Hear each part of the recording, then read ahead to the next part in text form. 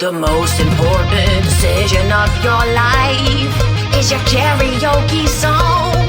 It's a very serious karaoke podcast. Welcome back to the Very Serious Karaoke Podcast. I'm your main host, Leah Tishone.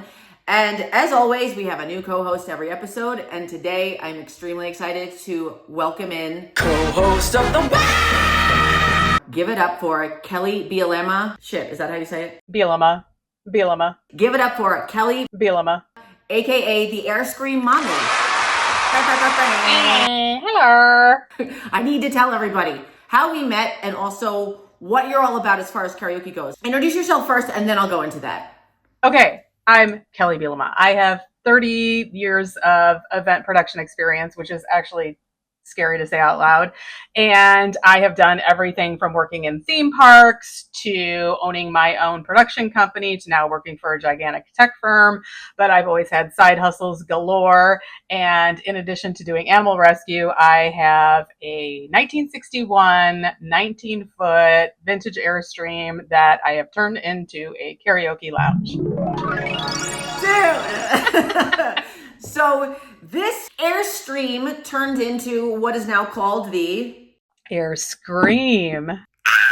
Yep. So you're not in the air, but you might as well be. I've been inside. It is a blast in the ass. It's such a cool, to have a mobile karaoke studio, you can do so much with it. Check out what's inside, y'all. We got 3 screens.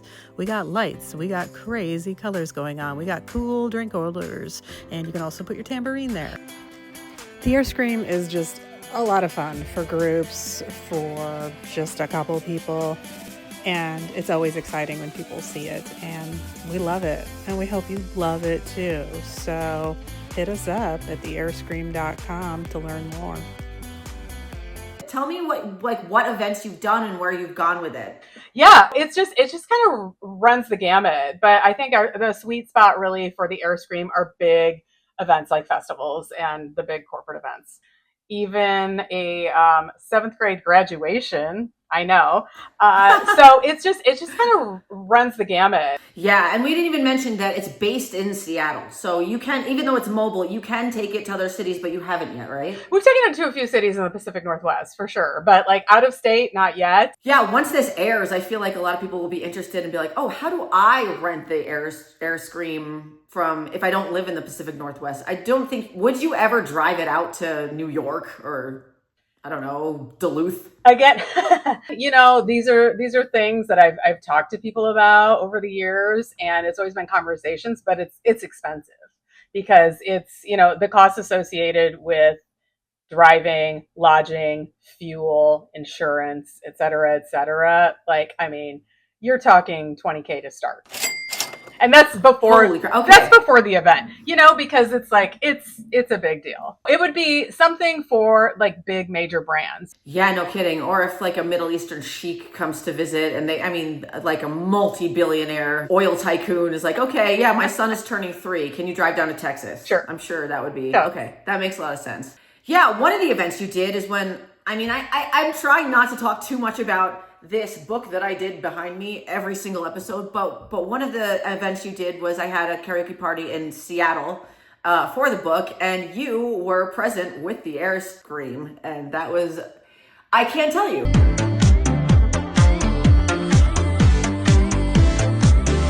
Well, and don't forget, the whole reason I know you is because you created our incredible logo. Oh, did you forget? Flash that. What's that? Did you forget? I did not forget. I'm trying. It's very hard to have a karaoke podcast with all of your friends and things that you've done and not be like, look at all the shit I did. I did so much on your mic. You needed something silly and loud and boisterous. I mean, I think we were just saying that we have that in common. Anybody who is obsessed with karaoke kind of has that anyway. Yeah. So was an easy thing to implement. Yeah. I think. Yeah. I just want to know what attracts you to karaoke and what's your history with karaoke besides the AirScream? So I was a theater major. Oh my God, surprise. And in college, there was this bar called Amnesia clever. And my bestie and some of my other college friends and I would go there and do karaoke. And now this was the 90s, the early 90s. Yes, I'm ancient. But we would go, I don't know. I don't think it was every week. I don't think it was that frequent, but it was like still kind of new. Like karaoke wasn't as big of a deal. And we would go, obviously have a lot of drinks. And then one time they had a contest, and the contest was you could win a cell phone. And we're like, what are you going to do with a cell phone? Like that's a bag phone. Like my dad had one. He still to this day would like call it his bag phone. And we were like, what are you going to do? But Rob and I both won the contest and these phones. I can't even remember what I sang. I think it was Constant Craving by Katie Lang, because that was my song back then. Anyway, so that kind of, ignited the beast of wanting to do karaoke anytime I went out anywhere. And from there, I mean, I've been doing it for a long time. Yeah, first of all, you're not dating yourself. I started doing karaoke in the late 90s. So who cares when you started? The longer you've been doing karaoke, the better you are at it. So in this context, we're queens, so it's fine. I always ask people's origin stories about how they got so obsessed with karaoke. Did you say you were a theater major? A theater major. Okay, gotcha. That makes so much sense. So I remember my first song was Stray Cat Strut. Yes. The Stray Cats. And I was 18 when I first started going, because New York, the 90s, bars, they don't care. Yeah. They didn't care. Now it's a lawsuit. Okay, let's go right into Karaokeology 101. Karaokeology 101. Okay, this week's Karaokeology is how to use music to help you learn a language. And so this I've done quite a few times, because I was living in Montreal for 5 months and was actually dating somebody of the French-Canadian persuasion, and I was trying to learn French. And anyway, I'm going to get into the article. We'll get into my stupid dates later. But implementing this is very helpful and useful in trying to learn a language, because if you think about it, you would sing songs in school to remember the alphabet song, right? And there's lots of songs that kids use to learn how to remember things. So this article is really inspirational to use this as a tool. So if you want to do it, you might want to start simple. Like, for example, Kelli, you are trying to learn Spanish, you mentioned. Sí. And so you might want to start simple and learning. I remember in school, I learned the months of the year in Spanish with a song. Enero, febrero, marzo, abril, mayo, whatever. So that was in 6th grade, and now I'm 200 years older and I still remember it. So these things really do work. So this article's advice is to start simple, simplistic vocabulary. And it also recommends it, in the same way that you would watch movies and TV shows, the subtitles. If you can watch that and repeat it, that's the same thing with music. You're repeating something. And also, if you could see the side-by-side lyrics in that language and in English, then you can it helps you much more remember what the words mean at that part of the song. But don't forget to sing along to the song. For example, I also am trying to learn Spanish, and I listen to Spanish language lessons on YouTube. And there was one part of this one lesson where the teacher was singing a song in Spanish about it looks like it's going to rain. And she says, parece que va a llover, el cielo está nublando. And I remember that because it's to a song. Right. And if you like karaoke, audience that's listening to this, then it's probably going to work for you as well, because you love songs. You love singing anyway. Well, and you also, we wouldn't know Spanish words to say sometimes unless we had these songs. So my friend Karen and I, we go to Mexico every year for a dog rescue trip. And we were staying at this place that was on this annoying hill. And every time we would walk down, I'd be like, despacito, despacito. Because I'm like, I gotta go slow or this bitch is going to wipe out. So things like that. I just would not have ever known that. And my friend Rebecca, I saw her a couple months ago, and I told her, girl, my high school Spanish is not cutting it. She's like, you need these. I'm going to send you a playlist. So she sent me call me in Espanol. It's like, llámame. But the one I want to do is, what's his name? John Cicada. I don't want to stay. Yeah. That one is a banger. Yeah. It's a great song. And I'm like, okay, I'm going to learn that one, because on Spotify, they have the lyrics that come up. And so I'm stoked. God, I haven't heard that song in so long. Oh, it's a good one. Another way make it through the day. Do you remember the video? And he was like, Yeah, so dramatic. Yeah, it's such a dentist office song, but it's such a Nailed it. Is a banger. Totally. Yeah, that's so funny that you're in Mexico, and playlists can also really help. What is Despacito? That's a famous Spanish song, but who does it? Do you know? I don't know. No, I don't know. I cannot remember. But it's one of those like one-hit wonder songs, like Mambo Number 5 or Oh my God! I do the karaoke song on the street thing. Mambo Number 5 is a great one to go. A little bit of Monica in my life. A little bit of Monica in my life. Jessica.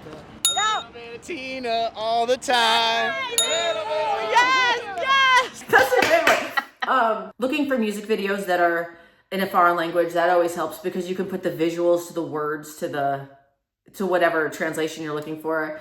And there's a study that was done in the University of Edinburgh where they were studying how singing helps learning. And they were in controlled groups of people trying to learn sentences without music and people learning them with music. And obviously the people singing them retained it much faster. So it works, guys. Try it if you're trying 100%.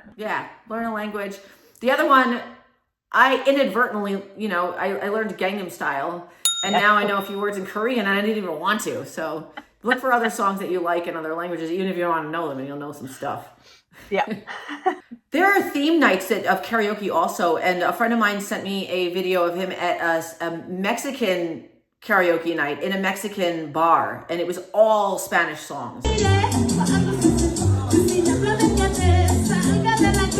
If you're serious about it, go find one of those bars in a neighborhood where they don't speak English. Yeah. And you'll pick up a few things. All right, so now I want to talk about our go-tos.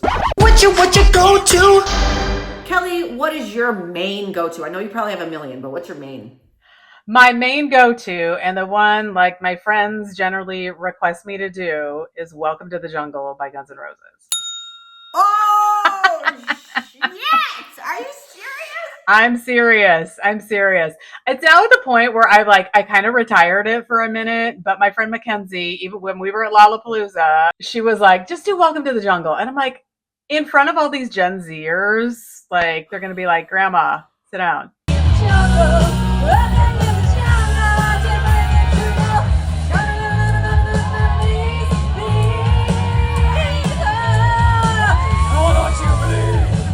But it was great.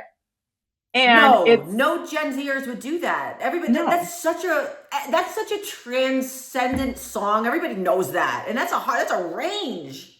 It's a range. It's fun. I love to sing like butt rock from the 80s and just act really stupid. Oh, I love it so much. One of the most popular songs ever is "Living on a Prayer," so that's just right. It's in that genre. I don't really touch the Bon Jovi songs that often because of that, because so many other people are always going to do it. So I like, and if I'm going to do Journey, I'm going to not do Don't Stop Believin'. I'm going to do Love and Touch and Squeezin'. So yeah. Don't even know it. No, you would love it. It's one of those songs that ends in na na na na na na, and it goes on for like 20 minutes. Yeah, then that's when you could be creative and start doing other stuff that is not in the song. God bless. I'll go around and start bussing tables. I'll be like, "How you doing? Na na na na na. Don't forget to keep your KJ. Na na na na na." Love it. That's so fun. But welcome to the jungle. You really have to have a high range for that. I just have to put this in there. I wrote a joke about Welcome to the Jungle, and this is my joke, okay? All right. My joke is, can I do an impression of Axl Rose doing laundry? Do you know where you are? You're in the dryer, baby. You're gonna dry. Tumble. Welcome to the tumble. Oh, shut up! Oh my God. So stupid. I love it. Oh my God. But I love that you go that hard in the paint with the 80s jams. Well, and like you have to juxtapose it too with, it's a ridiculous song. It's a lot of screaming. Just the lyrics are bananas. There's this ridiculously long guitar solo in the middle of it. So it's like, how are you going to make it even stupider? So I'll do a lot of things like, and do like a nightclub, like jazzy nightclub singer and be like, oh, you know, it's insane. That's another tip for everybody. Do something. Oh, I scratched my head, so that's what that is. That's gross. That's another tip for everybody. Do something during the instrumental. Definitely, we've talked about that, but do something fun during the instrumental. My go-to of the week is one that I love doing, but I can't do very often because my range doesn't allow for it. Is "Just a Girl" by No Doubt. Yes. I don't normally do very girly songs. I usually do more masculine songs, but that one is so fun because it's an impression of Gwen Stefani doing the I'm exposed, and it's no. That's awesome. I love it. Thanks. It's one of those songs where you have to imitate the singer, and we'll get to that tip right there in our karaoke tips of the week. But yeah, that's just always a fun song, especially if men sing that song. If you're out there and you're a guy and you're listening to this, if you sing "Just a Girl" or "Man, I Feel Like a Woman" or any female song, it's just so much better when a guy sings it. Yeah, it's hot. Funny. It's hot. Yeah, it is hot, right? But it's funnier. Even if you can't sing and you can't hit those notes, it's funny. Yeah. Since the podcast is relatively new and we don't have somebody writing in with their favorite go-to at the moment, I would like to do one of the most, I kind of want to talk about one of the most popular go-to songs, which is, it was on the Cara Fun list of popular songs, but if you've been to karaoke a lot, you've heard it all the time. Sweet Caroline by Neil Diamond. Now, what do you think of Sweet Caroline, please? You know, I have mixed feelings. It's honestly in the Airstream, it's a good closer song. It just is the right tempo. It's slow enough, but it's participation, and it's like, get the F out, you know. And people sing along. Everybody generally knows the words, but like if I am at a like karaoke bar night, I'm just like, I'm gonna go get another drink, or I'm gonna go to the bathroom, or whatever. Like I just don't want to hear it. But it's like it's a good closer, generally speaking. Yeah. You know why? Because at that point of the night, everybody's drunk, everybody feels participatory, and everybody's kind of in the up zone. So I understand that would be a great closer. Get the hell out of my life with this one that we've heard 10,000 times, you know. Yeah. That's how I feel about it too. This has become comical now for anybody listening to this podcast for more than a few episodes. I'm mentioning the book constantly, but in the book, there's a list of songs that you shouldn't do that are just played out songs, and that is on there for the very reason that it's, you know, everybody's so good. They add, there's the additional thing, and it's just a little hokey and hacky at this point. But yes, it is. If you take that away and strip away the repetition over the years, it's good. It's basically good. That's why everyone loves it so much. So yeah. That's where we're at with that one. It's a good range. Oh, so let's do our do's and don'ts of the week. Do and don't of the week. Do and don't of the week. I have a do. Do you want to do your don't? Okay, my don't is don't overstay your welcome. This is kind of particular to the Airstream itself because the way we run it is not like a traditional queue all the time. Some people, I'll have like 2 people in there, and sometimes they'll be in there for a long time, and sometimes a little too long, you know. And I get it, that's what it's there for. But when people are coming in and seeing you sing and you're, you know, not a good time, and then they leave, you're not encouraging people to like join in on the fun. So that's a particular thing for the Airstream, or, you know, any other karaoke night where it's like maybe kind of slow and you keep going up and you keep singing slow, awful ballads. Oh, that is exactly, that's a point that really resonates with me and probably a lot of other people. Not to yuck anyone's yum. No, but people do like to pick slow songs, and that's okay. That's okay once in a while. I think that's a good rhythm of the rhythm of the night. If you can, if you can go up and then have a slower song, and then a couple up and one is. But yeah, if it's a bunch in a row and you are going up a bunch of times, you should have a variety of songs that you're singing to actually pick up the mood. So overstaying your welcome, would you say that if your energy, is it going too many times, or is it if your energy is too low? I think it's a combination of both, or your energy's weird. I've had to kick a lady out one time. She was pretty drunk, and we did this night market at Magnuson Park. And, she'd been in there pretty much, I don't know, a couple hours or so, went out to get a drink and come back. And, we let people come in and sing together, like as a group. It's kind of a, it's a crowd thing. So it isn't, you're just always doing solo. But, I wanted to let more people come in. And at one point I had to tell her, I'm like, hey, we've got a lot of people waiting to come in that haven't been here. And she was just like, sorry, you're just not the only one here at the night market. There's a couple thousand people here. Like, okay, so my do of the week is to, and we talked about it before with No Doubt, but imitate the singer that you chose. Yeah. So, oh my God, it's so fun. If you can do that, first of all, everybody's vibe of karaoke isn't always funny. The people aren't always trying to be funny. That's my jam. I think that might be your jam. It might be a lot of people's jam because karaoke is inherently funny. But if you're not trying to do that, you might probably won't want to imitate the singer, but imitating the singer is funny. So, like No Doubt singing Gwen Stefani, I'm just a girl, or singing Rick Astley, never gonna give you up, and lowering your voice. Or there's so many. Like, can you think of any singers that you would imitate? Well, yeah, and it's a song nobody likes in karaoke KJ world. What's Up by Four Non Blondes. And I'll tell you a story. I have a story. Listen, I have a story. I feel like I started that trend. Okay, so when I lived in Los Angeles, I used to go to, I wish I could remember the name of it, but a popular karaoke spot. Nobody was singing that song back then. It was like kind of like thought of like a, kind of a whatever one hit wonder song. So I sang that song and I can sound just like her. I'm not even kidding. And then after I got done, there's a lady that came up to me and she gave me her business card. She's like, I'm casting for the show where we're doing a singing competition where people sound like the singer. And I can't remember the name. We'll have to look it up. So anyway, she's like, I want you to come audition because you're amazing. I'm like, okay. So I go to audition. I choked so bad at that audition. I was not good. Because I don't know. I think in the past when I would do karaoke, I would need some, liquid encouragement. And that's not the case today. But back then, that was how I did it. And so I just choked the audition. But that show was on. I don't think it was on for a whole season, but it was like you imitated the singer. So anyway, I can do that very well, but I don't do it anymore. Because it's so overdone.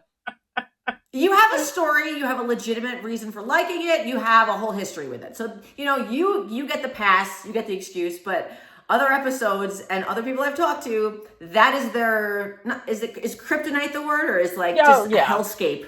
Yeah, it's a little bit of both. It's a little bit. I don't even like to hear it anymore. I hear someone do it at a bar, and if I'm with friends, they'll be like, "Oh, she's singing your song." I'm like, "It is not my song. We broke up a long time ago." We broke up a long time ago. That's funny. But you're actually good at it. People, it's usually screeching, and it's on the list of songs you shouldn't do in this thing over here. But for those listening, my book. But it's on that list because it says, "What's going on?" You ask. Screaming. Yeah.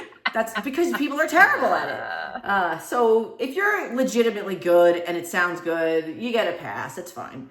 I also like to, one of the things I used to do back in the day, I haven't done it in a long time, is Alive by Pearl Jam, but I sing it like Cher.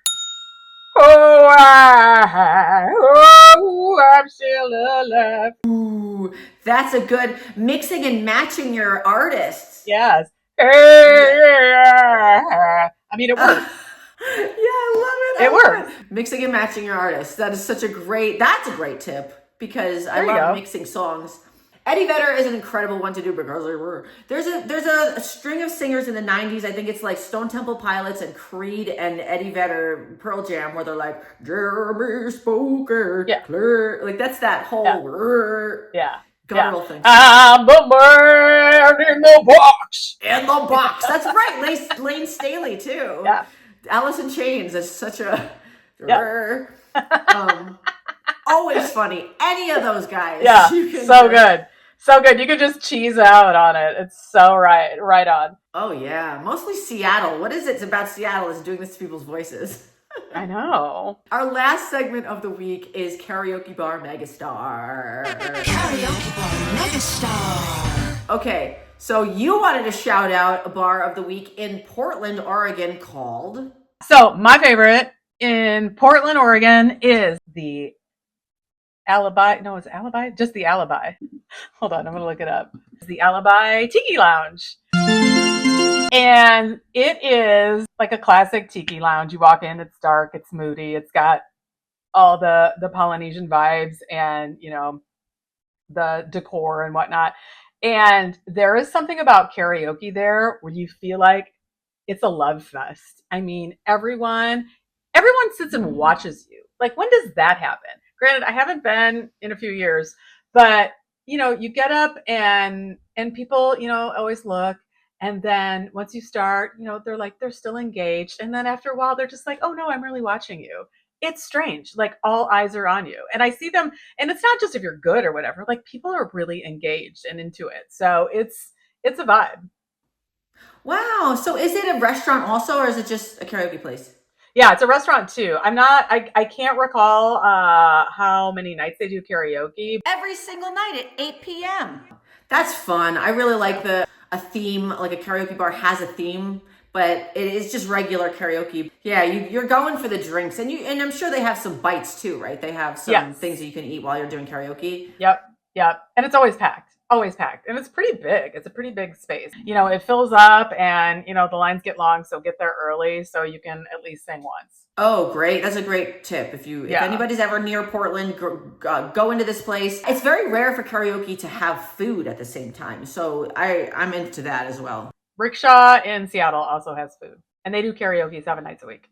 Is it the same kind of vibe, or what is the rickshaw? No, it's got an Asian flair. It's kind of a bit of a dive restaurant with some local flavor, if you will. And I'm not talking about the food. I'm talking about the people, like the customers. Yeah. And they have pull tabs. So it's pretty righteous. Yeah. Shout out to the rickshaw in Seattle. Shout out. Shout them out. Seattle's got so many great places. Staying on the same vibe as the Alibi in Portland, Hula Hula was a really fun one in Seattle too, where it's like a tiki lounge. You have a sign up screen where you put your own thing, and then so there's not really a KJ. You put in your own song, right? Right. Or am I wrong? Which is one of the ways we thought originally to operate the AirScream was like self-service, but honestly, it moves so much better with a host. When you're hosting and you're cheering people on and you're moving the queue around and keeping the flow up, it's a little more tailored to a fun night, you know, like we were talking about ballads. You're not going to hear 4 ballads in a row, you know. As a host, we mix that up. Oh my gosh, that's something that's contentious among KJs, is if they change the order and the rotation of people based on what kind of vibe the song is versus keeping it true to who signed up when. That's a whole nother podcast. Yes. I think we would need a full panel on that and go like do a deep dive. Yeah. That's a great idea. I should probably get a few KJs on at once and have people duke it out, because I used to be KJ also, and I'd have my own opinions when we're very opinionated here at the Very Serious Karaoke Podcast. You could be the judge of KJ Court. Yeah, this would be such an industry. People who just like to do karaoke would be like, you know, calm down, but it would be great for the KJs. For sure. So, Kelli, I just wanted to say thank you so much for coming on. It's always so fun to talk to you. You're hilarious. And I just want to shout out the AirScream one more time. If you're in the Pacific Northwest, if you're having a party and you want to have a mobile karaoke unit show up at your doorstep, that's the one. And I'm going to put all your socials and everything up here. So thank you so much, Kelli. Thanks for having me. It's super fun. Let's do it again. Yeah. And if anybody wants to write into our podcast, the email is veryseriousKaraokePod@gmail.com. And on socials, it's veryseriousKaraokePod, Instagram and TikTok. So thanks so much, guys. And I hope you learned a lot, because, well, just go and do karaoke and do whatever you want. But this is going to help you, because that's what we do. Okay. Love you. Mwah. Mwah. Oh, shit. One more thing. Don't forget. Tip your KJ. Bye. Bye. That's the best.